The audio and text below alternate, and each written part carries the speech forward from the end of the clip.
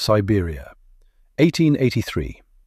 A logging crew finds something in the ground, something that should not exist. Bones.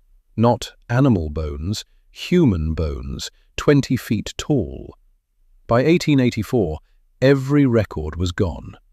This is the story of 1883 Siberia giants. The giants erased from history before someone made sure you'd never hear it. In 1883, the Russian Empire was pushing east. The Trans-Siberian Rail project needed timber, hundreds of crews, thousands of men, all cutting through land no modern civilization had touched. The official record says this: routine logging, minor geological finds, nothing unusual. That is what they want you to believe, because 3 separate logging crews in 3 separate locations all filed the same report. Bones of extraordinary size, found beneath root systems, depth 12 to 20 feet. The crews had no contact with each other. 3 sites, same discovery, same depth, same size. That is not coincidence. That is a pattern. And patterns make powerful men nervous. The question is not whether the giants existed in 1883 Siberia. The question is, what happened next? November 14th, 1883. The St. Petersburg Gazette. A single column, page 7. Not the front page. Page 7 is where they bury things. The article describes a discovery near the Yenisei River basin. Workers uncovering skeletal remains of unusual proportion belonging to a race of considerable stature. They used the word race, not creature, not animal, not myth. Race. 2 weeks later, the article disappeared. Not retracted, not corrected. Gone. The journalist, one Alexei Morozov, filed a follow-up report 3 days after the first. That report never ran. Morozov was reassigned to Vladivostok. The following week, you do not reassign a city journalist to the edge of the empire over a routine geological find. You do that to silence someone. But here is the detail that breaks the official story completely. The bones from all 3 logging sites were transported to a single warehouse in Omsk.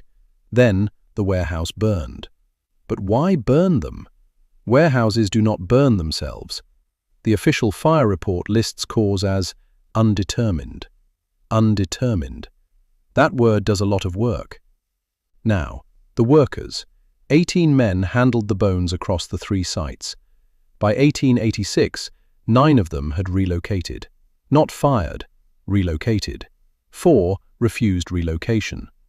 Within 1 year, all 4 had died. Fever, accident, unknown, unknown. But one man talked first.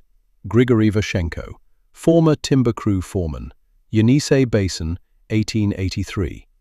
In a letter to his brother, recovered in a private estate sale in 1971, Vashenko wrote this: the bones were not buried, they were placed, each one arranged, as if laid to rest by hands that knew what they were doing. Placed, not scattered by time, not shifted by geology.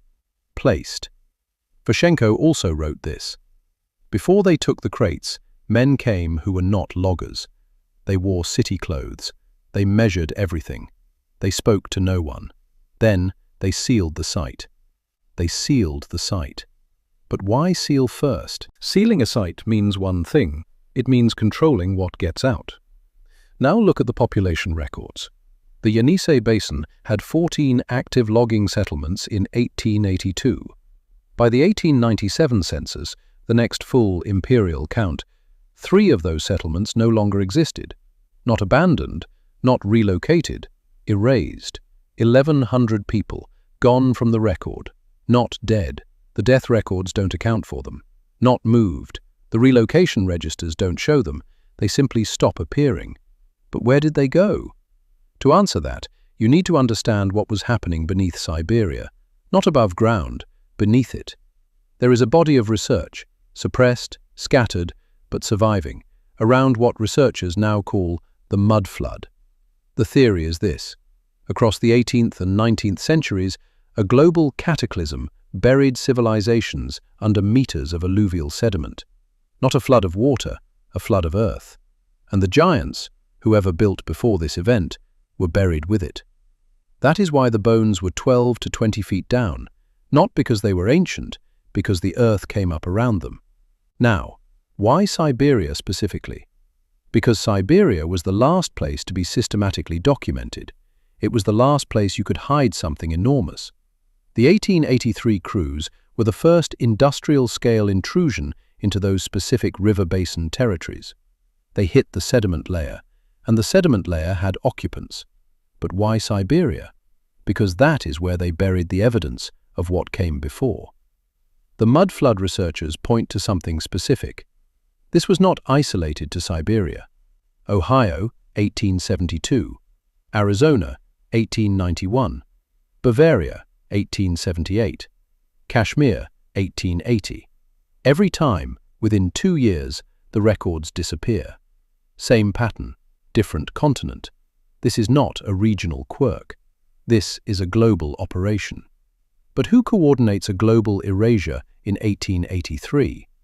The same institutions that controlled the census, the same ones that controlled the press, the same ones that decided what the museum shelves held. The Smithsonian connection is not American-specific. It is institutional. The infrastructure of erasure exists in every empire. And in 1883, 3 empires intersected in Siberia. Russia held the land. Britain watched the land. America studied the land. All 3 had reason to bury this. Now, the incubator theory. This is the part that changes everything. Why would empires in 1883 care about bones from a dead giant race? Because the giants were not just a historical curiosity, they were proof of a prior civilization. One that predates every state, every church, every institution of power. If a civilization existed before yours, your claim to authority collapses. Your laws, your borders, your taxes, your God-given right to rule. All of it becomes fiction the moment someone proves there was a prior world.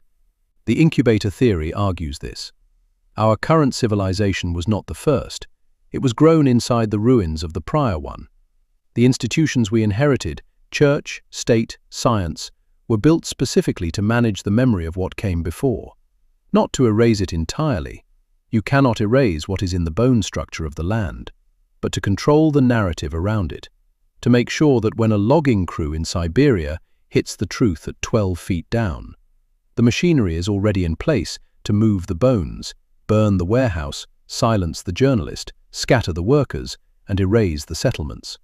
That machinery did not form in 1883.